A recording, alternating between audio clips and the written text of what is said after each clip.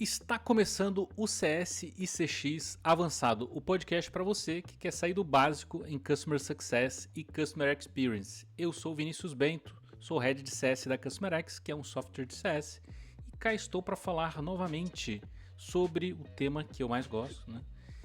Particularmente, não é à toa que a gente já trouxe aqui 3 papos sobre CS Ops, mas hoje a gente vai falar sobre a parte de desmistificar o que é o SesOps e principalmente como que a gente consegue conversar com a nossa empresa internamente, com os diretores, para convencer que a gente tem essa operação. A gente vai discutir também se esse nome está fazendo sentido hoje em dia, já mudou, quais são os conceitos. A gente vai trazer o conceito de RevOps também, que inclui marketing, vendas e SesOps. E para esse papo, eu trouxe aqui uma referência no assunto, né? Obviamente não preciso fazer suspense porque está na descrição, então se você deu play você já sabe quem é. Gustavo Molina. E aí, meu caro, tudo bom? E aí, bem demais. Muito obrigado aí pelo convite de estar aqui com você no CS CX Avançado. Cara, você sabia que você é o recordista de pessoas que mais apareceram aqui no programa? Ah, é? Duas vezes. Agora com essa aqui 2 vezes, né? Então, Excelente. Virando sol, parabéns. você já de casa. Obrigado, mano. Exatamente, já vai ganhar Eu já aqueles tô com a badge, badzinho, né? né? A É, badzinha, é. Não vai ter o casaquinho, né? Aquele casaquinho de CEO, não vai estar tendo, é. mas a gente vai conversando aí. Boa. Cara, papo de hoje. Basicamente, o que a gente precisa alinhar aqui, eu gosto de fazer um resumo de o que a gente vai conversar, pra galera ver se faz sentido ficar aqui ouvindo dois bobão falando. Mas basicamente a gente vai falar, sobre escopo de CS Ops, principalmente CS Ops, né? O escopo do CS Ops em relação a como é que está hoje a realidade. Esse nome ainda faz sentido? Essa função ainda faz sentido? E a gente vai discutir sobre isso. A parte ali também de convencimento da diretoria em relação a essa função. Como que a gente pode fazer isso? Se fizer sentido para sua empresa, né? O CS Shops, a gente quer falar sobre isso. E aí também conecta uma coisa bem legal que eu acho que esse papo o Molina vai poder falar com propriedade há possibilidades hoje de você terceirizar, né, fazer um BPO do teu SysOps, da tua operação, porque ela é tão complexa muitas vezes de até você imaginar qual que é o escopo de trabalho que essa pessoa tem dentro de uma operação, que você pode otimizar isso de alguma forma, enfim, com consultoria, preparando o teu time, enfim, entra uma pessoa, prepara o time ali e tal, prepara todas as operações. Ela pode treinar uma pessoa, enfim, ou não, ou você mantém o BPO aí para sempre, né? A gente vai falar sobre os erros mais comuns que a gente fala quando a gente fala em escala de SesOps, né? Quando a gente fala em escala de empresa, geralmente a gente precisa no SesOps. Eu nunca esqueço. ClienteCast, o primeiro podcast de CS do Brasil, inclusive foi um dos fundadores. Eu entrevistei lá Guilherme Lopes da RD, e a gente perguntou para ele, Gui, o que você teria feito lá no passado para... A RD já estava com 10 mil clientes nesse período, hoje está com mais de 100 mil aí. Mas a gente perguntou lá na época que ele estava com 10 mil. O que você teria feito lá no começo para escalar ainda mais as vendas? Ele falou, cara, eu teria trazido antes, já nos primeiros dias, um CSOps. Pra você ver ali como a importância do CSOps ela foi fundamental para a RD, né, que é uma das maiores empresas que tem das maiores áreas de CS do Brasil hoje, né, e do mundo. E é isso. Esse é um escopozinho aí que a gente tem para falar, né? Vamos começar então desmistificando a parte do CSOps. Por quê? Eu tenho visto o mercado contratar RevOps, né? E aí lá Uhum. no fundo tem um CSOps. Eu estou vendo algumas áreas de CS trazendo analistas de dados. E aí eu não sei qual que é o alinhamento entre empresas ali que está rolando. Tenho visto aqui que é mais fácil você ir para essa linha de analista de dados para contratação, porque passa pelos orçamentos, enfim. Tenho visto analista de CRM. Tem a ver com CSOps isso? Vamos discutir sobre esse tema aí. O que você acha? Excelente pergunta, Beto. Assim, excelente contexto, né? Não teve bem uma pergunta que você me deu vários elementos para eu ficar aqui manejando. O primeiro passo é sempre a gente lembrar, por exemplo, Ops vem de Operations, né? Isso surge, comecei nos anos 2000 ali, principalmente empresas como Salesforce, olhando para sales, especificamente até porque nessa época nem tinha Customer Success. Então, como toda empresa ali que surgiu ali com CRM de venda, a força de vendas, eles perceberam que para escalar esses times de vendas sem ter uma estrutura de operations ali era meio impossível. Você basicamente empilhava gente e dinheiro e investimento, etc. Né, para ficar numa conta básica. E se eu investia R$ 10, saía 5 do outro lado. Isso aí, quando expande, se tem capital humano é complicado, porque começa a ter turnover, perda de processo e tal, tudo aquilo que a governança gera no processo. Né? Então aí surge essa figura de seus ops como alguém que não vendia necessariamente, mas que ia garantir que o time de vendas conseguisse performar. Né? E aí o que seria, inicialmente, ele era dados mais limpos no CRM, ter relatórios mais on-time para tomada de decisão, ajuste, controle e qualidade de processos, os ajustes ferramentais ali, então surge muito essa figura ao redor do Salesforce mesmo, né? E desenho de forecasting, que é onde a gente começa a trabalhar modelos, de fato, de previsibilidade. Uhum. Quando esse modelo SaaS ele começa a dominar, lá fora, meados dos anos 2000, aqui no Brasil, 2010, 2015, vamos por aí, as empresas passam, então, a ter uma lógica sobre a receita recorrente, né? Percebendo que esse problema não era só numa ponta do funil, né? Não era só na ponta de vendas, era sim no ciclo de vida do cliente. Aí surge a figura do CSM, primeiro.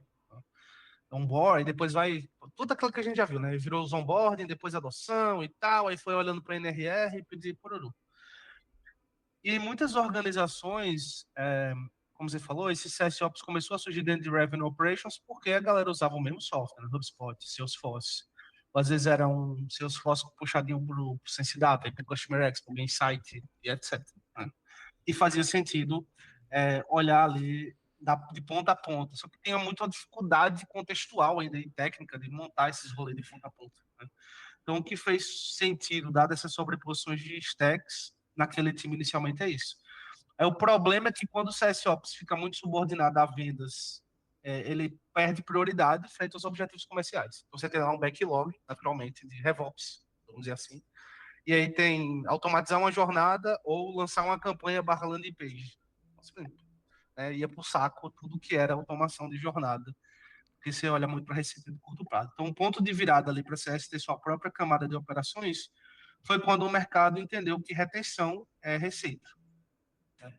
E entender que para fazer isso, não era só satisfação do cliente, né, necessariamente, que é um primeiro ponto, precisava ter uma construção de jornada, otimizar o custo, que aí o custo de serviço ficava muito alto ao longo do tempo. Aí veio pandemia e piorou ainda mais o cenário, porque aí tem que empilhar CS, remoto, com pressão de mercado, pressão de inadimplência, etc. Então é meio que isso, assim, esse é o contexto onde surge, né? E aí, o que é escopo dessa galera, geralmente, que você trouxe também na tua pergunta aí, né? De forma direta, assim, o CSOps, na prática, ele é uma figura, né? Pode ser um analista de CSOps, analista de dados, o que você quiser dar de nome aí, mas ele é como se fosse um sistema operacional de Customer Success. Né? Então, tem o macOS, tem o Microsoft e tem o CSOps. É como se a gente, mal comparando, fosse isso. Então, basicamente, ele tem 4 pilares. Eu gosto de definir em 4 pilares. Dados e inteligência, aí é onde eu vou olhar Health Score funcionando, dashboards gerando ação, né? Churn Prediction, relatórios que chegam mais organizados, né? Enfim, modelagem, etc., que vão conseguir fazer com que a gente escale melhor a alocação de recursos. Né? Então, se hoje eu invisto R$ 1 e consigo reter R$ 10, como eu faço para investir R$ 1 e reter R$ 100? Basicamente isso. Né? Então, você, na linha do tempo, otimiza a eficiência por meio de dados e inteligência. Também por meio de processos e playbooks, porque antes de eu desenhar dados de inteligência, eu tenho que fazer alguma coisa rodar para monitorar se aquela coisa que eu estou rodando está funcionando ou não. Né? Então, SLAs, onboarding, playbooks, playbook de risco, expansão, playbook de ritmo operacional, documentos que vão ser feitos, né, treinamentos, ter aceleradores ali, né, tipo slide, etc.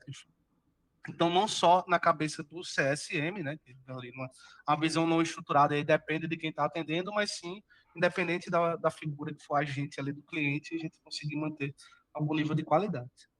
Quando eu falo de dados e falo de processos, naturalmente surge o quê? Tecnologia e stacks, ferramentais. Então, o CSOps, ele entra não só na manutenção e no ajuste dessa visão de CRM, né, ou CDPs, ou sei lá o que você queira chamar aqui, mas também na escolha dessas ferramentas. Na implementação, em fazer POC, por exemplo, com user guidance. E aqui não é propaganda da user guide, né? Pode ser user guide, pode ser get demo, enfim. Qualquer uma dessas ferramentas que fazem guias, pode ser, cara, esse software aqui não vai atender bem o que a gente vai fazer, vamos pegar um software específico de Customer Success.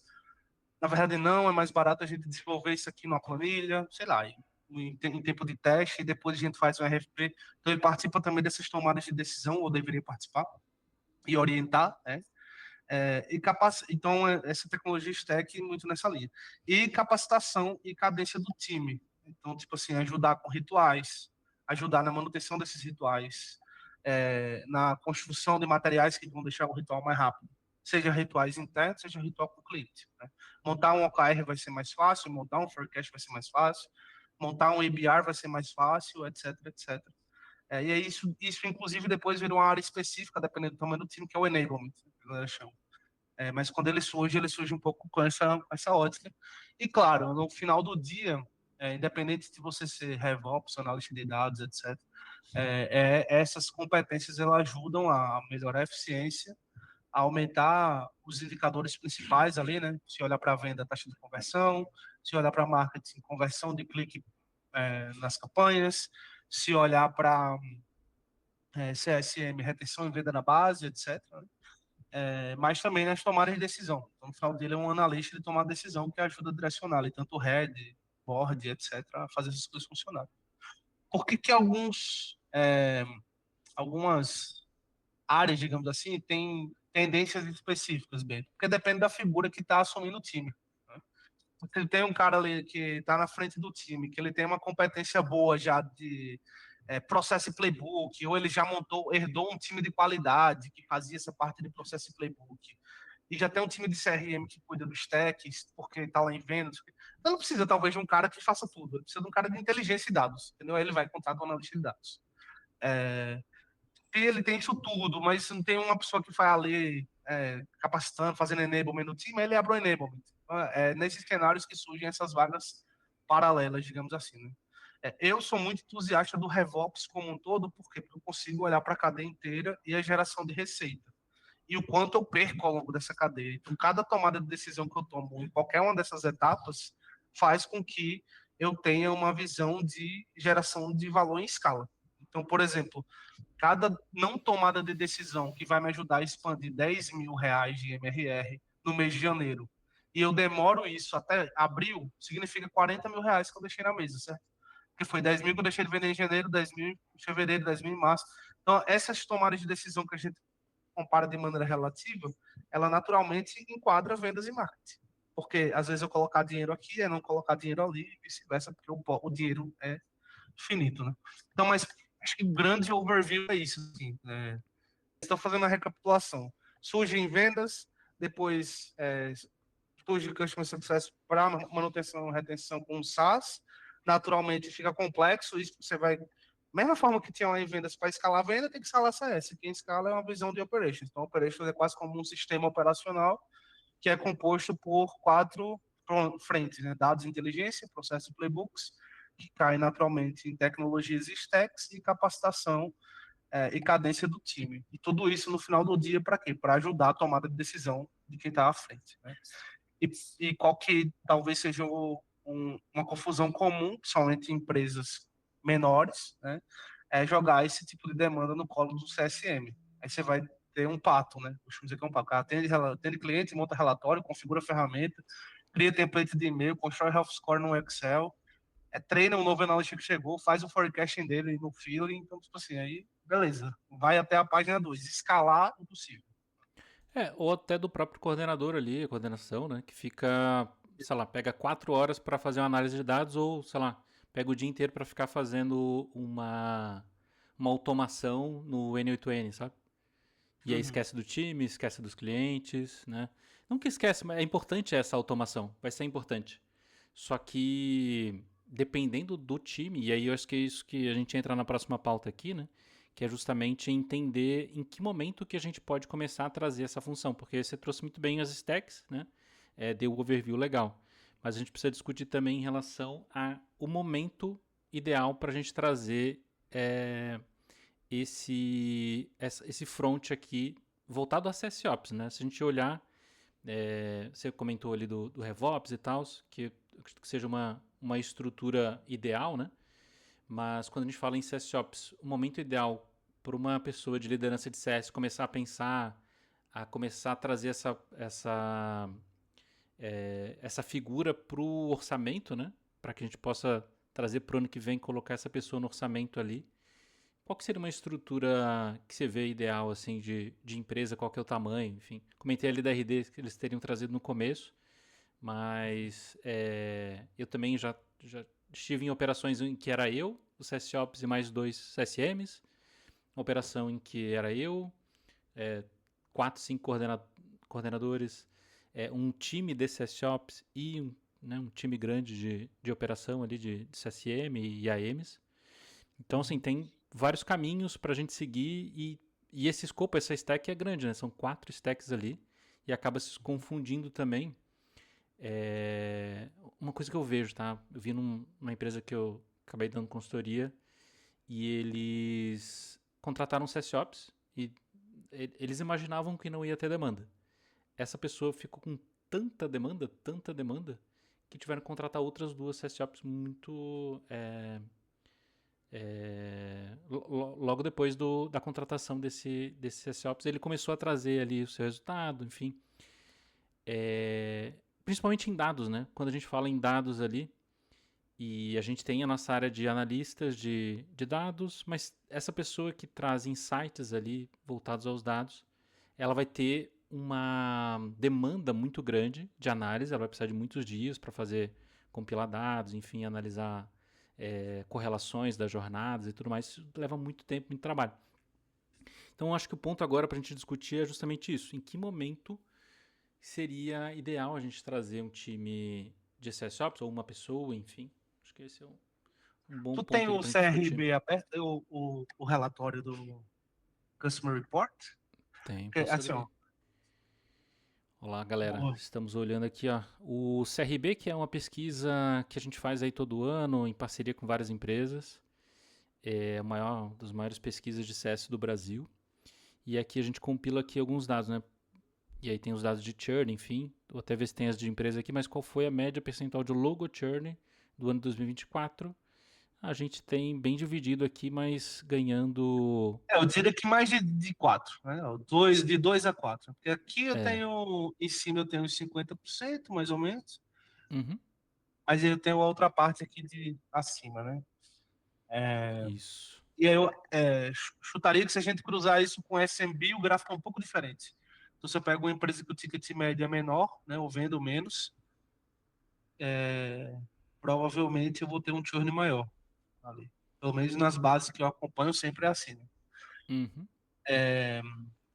E aí, qual que é o grande ponto desse dado? Né? Então, imagina que se eu tenho um churn médio alto, né, vamos chutar ali de 4%, isso representa perder de quase 60% da receita no ano em cancelamento. Né? Se eu olho mês a mês, beleza.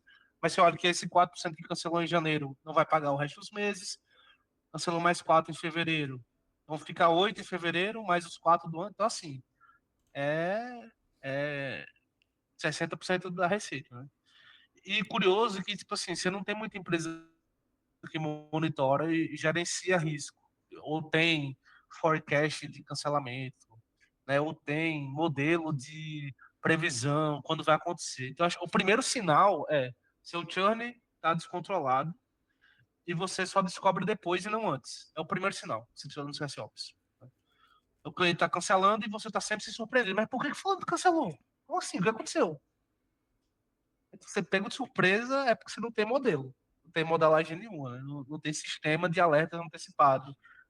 O ref score ou não existe, ou existe no papel, ou não está gerando, né? Então você tem o CSOps funcionando, você consegue prever que tipo de churn vai dar daqui 30, 60 e 90. E talvez perder esse dinheiro ou se antecipar para alguma parte desse dinheiro que está com muito risco, você reter ali. O segundo sinal é que você tem CSMs com alto volume de clientes, no SMB, por exemplo, né?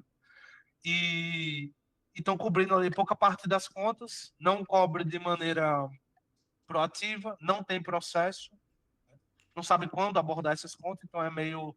Sabe, tem algumas operações de cliente que parece que estão vivendo a época do telemarketing dos anos 2000. Né? A pessoa gera uma lista e diz: ó, você tem que ligar para essa galera aqui hoje. O quê? Paciência. Essa aí é a turma que você tem que ligar, né? Tipo, vou vender aqui o Não, pacote de internet. Então, os perguntar se caras tá estão tudo ligados. bem. O cara fica só perguntando, e Então. aí, tá tudo bem? E aí acaba nisso, fica nisso. Então você deixa descoberto uma parte grande das contas, né? Então, quando você está Sim. descobrindo contas demais e que não sabe se poderia deixar aquelas contas descobertas, né? O rating está estourando ali em termos de benchmark, tanto a cobertura de carteira, quando o time não tem playbook ali, para lidar com esse volume, principalmente em cenários de crise, risco e oportunidade.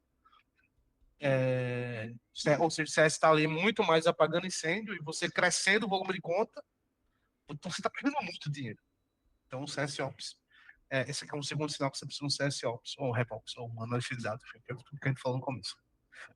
Se todas as reuniões, todos os meses, estão discutindo só o passado e nunca estão discutindo o futuro, você precisa do CS Ops. Então, a gente está ali olhando para trás. Ó, o churn foi isso, aconteceu isso, por causa disso e disso. Vamos fazer tal coisa. É o que a gente vai fazer. O que vai acontecer? Quais são os riscos dos meses que vêm, dos cenários que vêm? A gente vai conseguir bater essas metas ou não, etc. Uhum. Geralmente, quando o CEO estou em alguma agenda de board que se faz essa pergunta, eu falei, isso aí a gente não sabe, eu vou ter que analisar na próxima agenda a gente traz. E aí já esqueceram na próxima agenda, então ninguém nunca traz. Então esse é um outro sinal de que se a gente está falando só de passado o tempo todo e nunca de futuro, e aí de futuro, num ponto de vista de modelo, você precisa de um CSOps. Cada CSM faz coisas diferentes. Isso é um problema? Não necessariamente. Mas se você tem muitos CSMs, isso é um grande problema. Porque você começa a alocar cliente em né, em figuras e não em processo. E aí, enfim, tem o turnover. Quando vem turnover de cliente. Ou manter pessoas vira turnover de clientes, porque aquele processo daquela pessoa específica não é bom. Então, sempre trocando gente em vez de ajustar a rodinha e como funcionar. Então, isso aí também é um sinal que você precisa de um CSOps. Eu A gosto de um ferramenta foi exemplo. comprada. Vou falar. Não, eu gosto de dar um exemplo. Quando você falou ali do churn, eu lembrei do exemplo da própria RD Station, que eles estavam com um churn controlado até na média ali, né? De 4%, 4 e pouco por cento. E eles precisavam, para conseguir 50 e poucos milhões lá para uma rodada que eles iam fazer de investimento, eles precisavam baixar esse churn, porque o investidor era americano e a média americana era 1% na época lá. Precisavam baixar para 1%. E aí foi feito todo um trabalho com o CSOps para identificar exatamente o que era lead indicator, né? Quais são os indicadores que o time precisaria fazer para baixar esse churn. Identificaram ali alguns fatores, poucos fatores, e botaram o time todo para atacar aquela ação, aquele lead indicator. E eles conseguiram baixar lá para 1 e pouco e conseguiram esse investimento. Então, esse é um exemplo bem que o Molina falou. Você está com churn, precisa fazer uma ação específica. Não vai ser só botando o dedo na boca, botando para cima e vendo onde é que vai a direção do vento que você vai conseguir descobrir esse lead indicator. E aí o que Perfeito. acontece? Aí você vai definir uma estratégia, definir um plano de ação com base em achismo. Você vai perder 8 meses, até um ano ali você vai perder. Vai olhar a jornada e ver, pô, não deu certo essa jornada, não consegui extrair o que eu queria. Justamente porque você tomou decisão com base, não só com base em falta de dados, mas beleza, você podia até ter os dados, mas não tinha pessoa para dizer e definir qual que é o caminho que vocês vão tomar em relação àqueles dados. Então o CSOps eu acho que ele tem muito essa função assim de tipo direcionar, Acionáveis. sabe? Tu identifica, analisa, mostra o que é importante e eu acho que é por isso que também essa função é difícil. Porque E essa orquestra os pessoa, acionáveis também, né? É isso que você falou. essa, essa pessoa não pode ser um dev, por exemplo. Eu não quero criticar os devs aqui, mas ele precisa ter um pouco de relação também de convencimento, né? Ele precisa convencer a diretoria de qual que é o melhor caminho. Às vezes ele vai ter que direcionar um caminho que é um pouco mais caro no início, mas que vai dar uma escala lá na frente. É uma decisão arriscada. Então precisa ter uma pessoa que entende também de negócio, né? Não é só uma pessoa que vai entender dos dados de Python, por exemplo. Você bota lá um cara que é viciado em Python, mas não entende nada de negócio, de CSM, de próprio enablement, né? Ele vai ter que precisar dar feedback, né? Pelo que o Molina falou, vai precisar dar feedback, é, até às vezes diretamente para o CSM de como que ele tem que seguir o processo. Então ele tem que ter um pouco Dependendo da cultura. de contexto e de jogo de cintura nesse sentido, né? Mas legal. Pode concluir. E aí, um outro sintoma, bicho, assim, claro, é quando a galera contrata a ferramenta e não tem ops, né? Então, por exemplo, você trabalha na Customer X, né? Eu trabalhei Sem se dar? na Sensidata, mas eu já acompanhei outras empresas que já colocaram aí de Insight, Totango, Churn Zero, etc. E eu olho assim, puta, já tô aqui há 6 meses, né? 8 meses. Não vejo resultado, assim. A galera ainda tá cheia de planilha, né? É, eu sinto que eu tenho uma Ferrari, mas não tô conseguindo navegar nessa Ferrari, etc, Uhum. né? Não, eu Então, tenho o os números problema aqui. geralmente não é ferramenta, tá? Eu É a tenho os dados. ausência de um processo que deveria vir antes da ferramenta. 10% dos meus clientes que contratam software de CS, só 10% tem uma área de CSOps. Então, é isso. E provavelmente são os caras que melhor aproveitam o sistema. Eu Com certeza, chutaria. com certeza. Ou você tem ali, nos outros clientes que também aproveitam bem, e você não tem um CSOps necessariamente, os processos podem ser simples, a empresa não é tão robusta, etc. Então consegue rodar bem com a ferramenta. Eu faço Mas um o. teste de maturidade no cliente quando ele entra e eu pergunto essa questão, ela vale 200 pontos. Todos o restante vale 100 pontos, outras vale ali 50 pontos, mas essa vale 200 pontos porque para mim assim, se tem CSOps eu sei que vai dar muito certo. Então ele ganha mais Não, pontos é de isso. maturidade. Então é isso. Tipo assim, e você falou do dev, né? O CSOps não é um cara também que ganha rios de dinheiro. O dev também tá cada vez ganhando menos, né? Agora, graças às inteligências artificiais aí. Se o cara é bom de dev, ele não vai fazer CSOps chamando, ele vai ser dev, entendeu? E aí também um outro erro, que a gente nem falou, tá falando de erro, mas já que aproveitou essa balança aí, é eu pegar aquela pessoa que era boa de planilha e, e boa de negócio, se saber falar com o cliente. Não, agora você faz CSOps aí. Né? Também não vai ser o melhor caminho. Né? Por quê? É. Por que, que não? Então, a gente acabou de falar da Ferrari, né? Que é vamos dizer que esses sistemas são as Ferraris. Aí tu tá pegando um motorista de Uber, com todo respeito ao motorista de Uber, e jogando para dirigir a Ferrari. Pô. Não tem como, entendeu? É a mesma coisa que pegar o cara da Ferrari e botar para dirigir Uber. Também não vai ter como. Se contratar um CSOps para gerenciar coisa em planilha. Vai ser loucura. Né? Sim, Então, sim. acho que é um Não, pouco não disso, assim. dirigir a Ferrari, né? É mais tipo, o cara fazer Uber de Ferrari, né? Ele não vai ter É, o ROI nunca, né? exato. Tá, acho que assim, são esses alguns Sim. sinais, né? Tipo, nem lembro o que eu falei direito assim, mas sei lá, Churn não coberto, é, CSM com muitas contas, aí não tem processo, sempre discutindo passado, não vai discutir nunca futuro, a galera fazendo coisas diferentes e tal, né? Aí você trouxe a visão aí, complementar aí de sistemas e tal, e eu peguei nessa linha de sistema também e trouxe essa visão de difícil colocar. Porque assim, ó, numa boa, o que acontece quando você vai botar um sistema e o time está sem processo e os dados são zoados? É culpa do sistema? Não, o sistema ele só vai expor o quão zoado está seu processo. Aí é diante de que ação que a gente vai tomar para melhorar. Uhum. Ou culpar o sistema não é uma boa, geralmente. É, acho que até para finalizar essa parte de quando, né? Eu tenho um modelinho que eu dou nas aulas aqui que é mais para tentar encaixar para a pessoa em que momento que eu traria o CSOps. Eu boto sempre que, por exemplo, você tem 100 clientes e o teu MRR é 100 mil. você já poderia trazer um CSOps para pensar na escala e nos processos.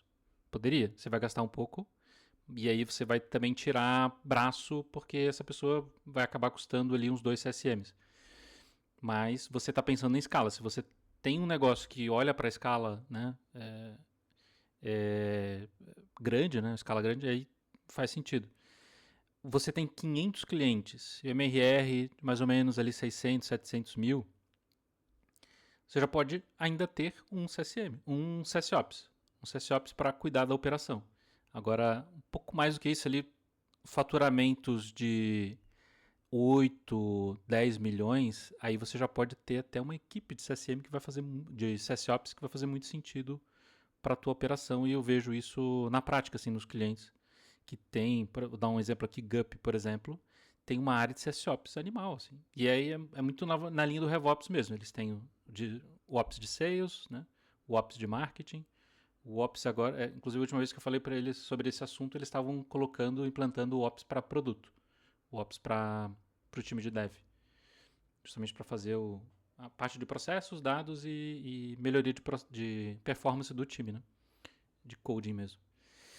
E é isso. E aí, enfim, parte aqui discutida sobre os momentos. Eu queria a gente reservar aqui um tempinho para falar sobre é, quando, quando, né, vale contratar uma pessoa de CSOps ou um BPO, que eu acho que tem muita sinergia com o que o Molina tem feito aí. Se quiser explicar um pouquinho sobre o teu produto, enfim, pode ficar à vontade, meu caro.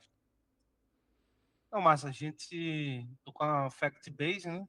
Eu, o Caio, o Renan, e a gente basicamente entra nas operações, entende ali o que precisa ser feito, monta um grande backlog de ações e depois a gente acompanha em cima desse backlog. E esse backlog sempre conectado ali a revenue especificamente, né? Então, olhando desde da camada inicial, passando por CSOps, retenção, chamado, enfim, o que impacta na tomada de decisão a gente acaba olhando, né?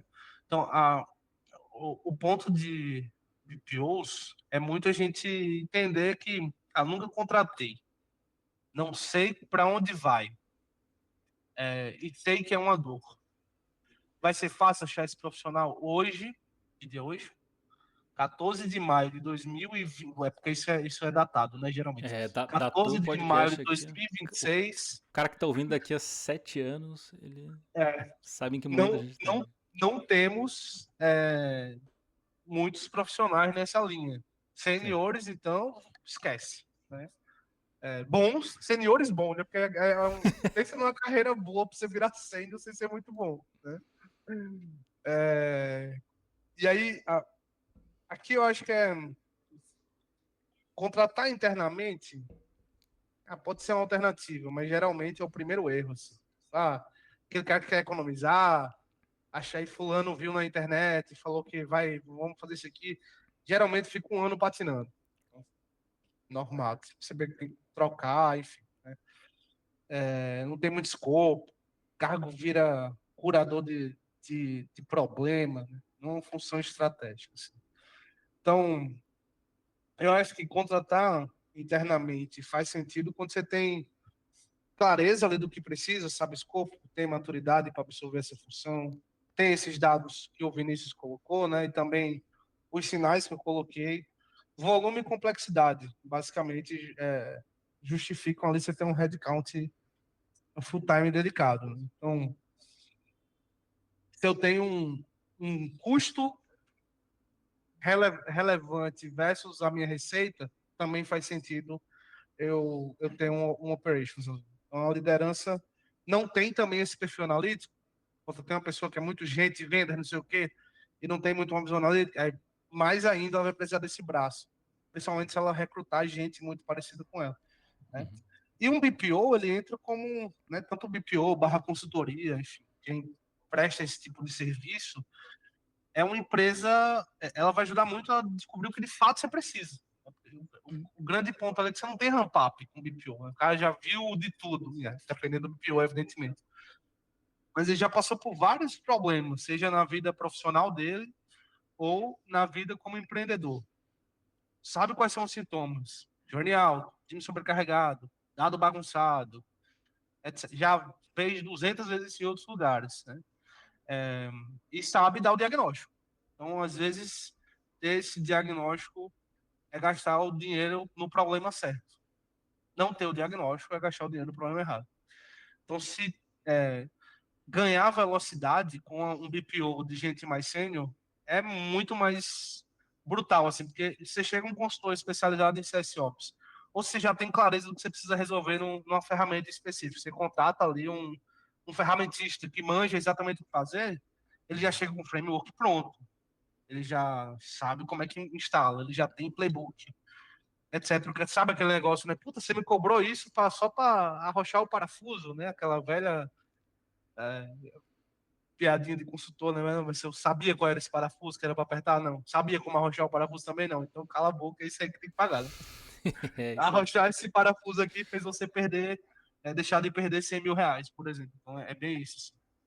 Então acho que o modelo inteligente é você fazer esse momento de ter uma visão de fora para trazer estruturação, trazer velocidade e trazer plug and play rápido, né? E quando você tem interno, é você realmente ajudar na evolução e maturidade disso e fazer com que essa figura ganhe mais níveis estratégicos. Eu acho que é isso. Né? Com uma carga de conhecimento fora. Eu trabalhei na Falcone, o professor Falcone falava que tem muito mais conhecimento fora do que dentro da organização. Eu gostava muito dessa frase. Então, de fato, você contrata, você está contratando conhecimento. Então, Exato, acho que exatamente. a pergunta boa é assim, né? Não é nem só assim, tipo assim, é interno ou BPO? É assim, onde a gente está? A gente já tem um diagnóstico de maturidade? Quem é a melhor pessoa para fazer o nosso diagnóstico? Aí você contrata. Com esse diagnóstico, quem é o melhor recurso para implementar isso? Porque às vezes eu tenho uma pessoa dentro de casa que é excelente para implementar isso. Não precisa ter um BPO. Eu tenho ali o aparato. Não tenho essa pessoa. É mais fácil achar no mercado ou ser um plug and play? Não, acho que é mais barato no mercado. Aí vai nessa lenda do que é mais barato. Por exemplo, eu vou pagar 5 mil por mês versus 12, 15 numa consultoria por mês. Então, o que eu vou fazer? Eu vou contratar. Aí ele passa. Janeiro, não acha ninguém para vaga. Fevereiro, não acha ninguém para vaga. Março, não acha. Abril, opa, achamos uma pessoa para vaga. Tu também não vem por 4, ele vem por 5, só fica remoto. Ah, então beleza, já esse aí eu gostei dele. Aí começa junho, as pessoas começam a tracionar. Julho, entender um pouquinho do negócio. Agosto, começa a dizer, acho que eu sei o que eu tenho que fazer agora, hein? Setembro, ele foi começou a dar as primeiras integras. Outubro acabou o ano, entendeu? Então, tipo assim, quanto dinheiro você não perdeu nesse processo inteiro? De tempo, de gente investigando, trazendo pessoas, etc. Fora que eu não consigo botar nada que estava no papel para agir, né? Então, acho que aí você ganha tração com um terceiro de fora te ajudando aqui. Né? Nem fazendo só jabá da Fact Base, não. É, tipo assim, qualquer pessoa, até porque a gente não tem capacidade para atender todo mundo.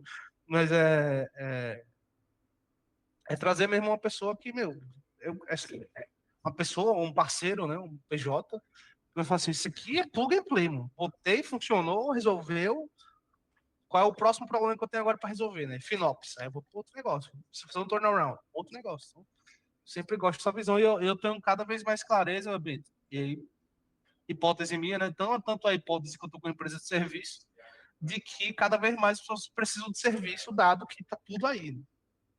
Você tem cloud code, você tem ferramentas, você tem todas as coisas cada vez mais democratizadas. Eu faço o que com isso? Alguém tem que me dizer. E esse alguém para dizer, filho, estudou. Estudou, resolveu o problema, né? Já está aí 10, 15 anos dando cabeçada no mercado, então sabe fazer. E aí, naturalmente, vai ter um valor que ele merece, porque vai dar o resultado que você precisa. Exato. E nem necessariamente o BPO vai ser mais caro do que contratar uma pessoa inicialmente, né? Então, Uhum. até assim, todo o custo para a contratação da pessoa, você consegue colocar no orçamento também o BPO que vai te trazer essa atração rápida, né? E aí E depois essa geralmente é mais pessoa. barato, porque dá mais resultado rápido, cara. Então, é isso que eu Exato. tava falando. Então, imagina assim, ó. Você ficou janeiro, fevereiro, março e abril sem vender 10 mil, que num primeiro mês de BPO ele ia Uhum. desenhar um negócio para você vender 10 mil na base, faz a conta, Beto. Entendeu? É o dinheiro que deixou de ganhar ao longo do tempo também. Não é só sobre. ter ou não. É porque aí entra um pouco, eu não sei nem se está aí no teu cronograma, mas é como convence a diretoria dessas coisas, né? Então, vamos fazer um exercício junto aqui. Então, assim, qual o custo mensal de não ter um CSOps? Acho que essa é a pergunta também. Porque geralmente a gente fala assim, fazer um investimento para estruturar, você qual é o custo que vai ter. Uhum. Não é sobre o que a empresa está sangrando, etc., problema, né? Então a maioria da diretoria compra que a gente vai ter um custo para estruturar, mas não precifica qual é o custo de não fazer. Como se a gente não fizer nada, né, não ter uma pessoa de CSOP, não ter um BPO, não ter uma consultoria, não custasse. Só que custa e custa todos os dias. Tomar ou não tomar uma decisão, todos os dias tem custo. Né? Então, por exemplo, vamos dizer que a gente tem uma empresa hipotética de 500 clientes. Ticket médio, R$ 500 e o churn de 4%. Beleza? Significa o quê? Que ele está perdendo 20 clientes por mês. Certo? 20 clientes por mês a R$ 500, 10 mil por mês saindo. No ano está perdendo 120. Aí vem um número que é um número que é ignorado. Pô. A pessoa não está entendendo que CSOps é um cara que vai melhorar esse número. Se ele entendeu que vai melhorar esse número, vai ser de 4 para 2, por exemplo, o que significa, Beto? Significa que eu estou deixando de perder 60 mil de cara em MRR. E 60 mil em MRR, quanto é que é? Então, o custo de repor esse cliente, quanto é? Eu já estou pensando aqui no cenário, certo? Cenário 1, eu tenho um churn, mas eu preciso repor esse cliente. Se eu não repor esse cliente, vai dar ruim. Pensando em revenue. Né? Uhum. Então, eu tenho um CAC, comissão, papapá, papapá, tenho ali, gasto R$ 500 por cliente novo que eu trago. Beleza? Se eu tenho 20 clientes perdidos vamos botar R$ 300, um CAC de R$ 300, o que eu preciso? 20 vezes 300, R$ 6 mil por mês. Então, é os 10 mil lá que eu ia perder, mais os 6 mil. Eu tenho que botar para repor esse cliente. Senão, eu vou quebrar também. É isso? Sim. E aí, outra que foi o que você falou lá da RD, eu teria colocado no CSOps antes, né? É que vender para a base é mais fácil. É mais fácil. Quando você tem oferta, o primeiro ponto é ter uma oferta, né? É quando você tem uma oferta é mais fácil. Né? Então, imagina que eu estou ali empilhando receita nova. 15 mil, 20 mil. Então, isso não vai aparecer num DRE ou num PNL. Tá entendendo? Essas contas. Uhum. Uhum. Que eu tenho churn, mais o que eu posso gerar de receita, mais o custo que eu deixo de ter para repor cliente. Eu vou ter não custo para repor cliente, mas custo para empilhar cliente, que aí é o que a gente quer. Você coloca tudo isso na ponta, fica muito barato. Você tem um CSOps. E o custo de não ter fica muito claro. Assim, o custo de implementar para dar certo, 15 mil por mês. Se eu não implemento, eu perco, no geral, 80 mil por mês. Pô, tá mais barato uns 15 mil por mês. Né? Perfeito, meu cara. Perfeito. Acho que a gente abordou todos os itens aqui que a gente tinha botado na lista.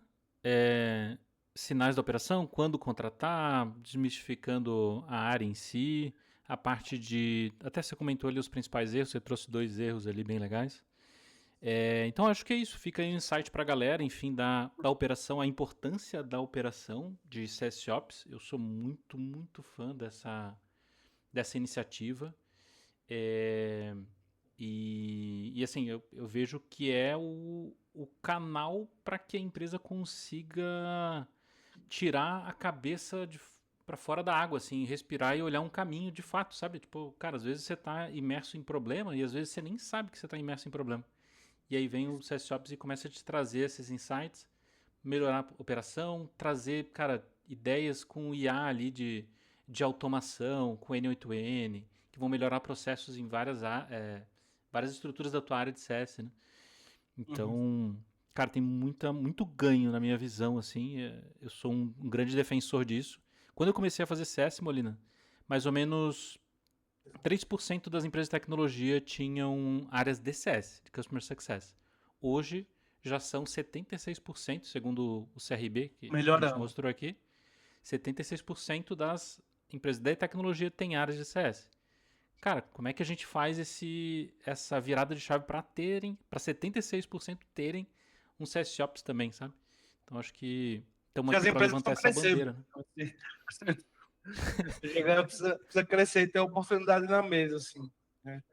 Eu acho que, assim, Nem ou todo a mundo vai galera não crescer. entende, ou a galera não entendeu o game, que eu acho que é isso também, eu não acho que só 10% das empresas estão crescendo, e entender que uma figura como essa, né, é uma figura que vai ajudar na análise e tomada de decisão, no forecast, na definição de stack, e aí ajuda você a manter, crescer e deixar de perder dinheiro, né? É muito benefício fazendo essa conta. E a gente precisa passar a entender isso. Espero que esse podcast aqui ajude essas pessoas a entenderem isso. Quem não tem CSO, a pessoa fala, pô, realmente, né? Deixa eu fazer uma conta aqui, faz essa conta que eu falei, né? Depois, né? Qual que é teu churn, quanto você está deixando quanto está perdendo, quanto que você custa, né, para substituir isso e etc. Esses são os números, né? E principalmente empilhar CSM também, que é outro custo que a gente não colocou. Esse é um dos erros, inclusive, né? Se em vez de contratar um Ops para melhorar a performance, não, vamos empilhar mais 2 CSM que eu acho melhor, porque eu vou atender carteira. Né? Sim. E aí entra mais gente naquele ciclo errado, porque, tipo assim, não tem processo, não tem problema, mas estamos resolvendo problema com gente. Nem tecnologia, nem processo, nem nada. É gente que resolve o problema. Eu também acho, mas não é só empilhar gente que resolve o problema, né?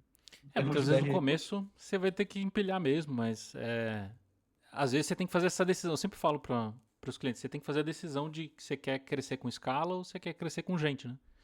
E aí crescer com... Assim, não tem um caminho certo ou errado. Qual que é a dor que você vai querer lá na frente ter que resolver, né? Então acho que é isso. Cara, falamos muito, papo muito legal aqui, papo que eu adoro. Molina, você quer deixar aí um recado pra galera, para as novas gerações, enfim, quer deixar aqui o teu LinkedIn, o teu Kawaii? Motivacional ou é jabá? Pode ser o jabá aí, manda bala. Não, vocês podem se conectar comigo no Molina de Verdade, no Instagram. No LinkedIn também, se você pesquisar Gustavo Molina, ou LinkedIn /Molina de Verdade. E aí, quem quiser avançar mais e trocar ideias sobre montar esse diagnóstico, né, e poder avançar nessa discussão, ou já tem um diagnóstico estruturado, quero avaliar se você consegue atender com o teu time aí essa frente de operação, né, como um BPO, tem a Factbase, que é factbase.com, FAKT base.com. O Bento vai deixar o link aí para vocês. Vou deixar o link aí. Boa.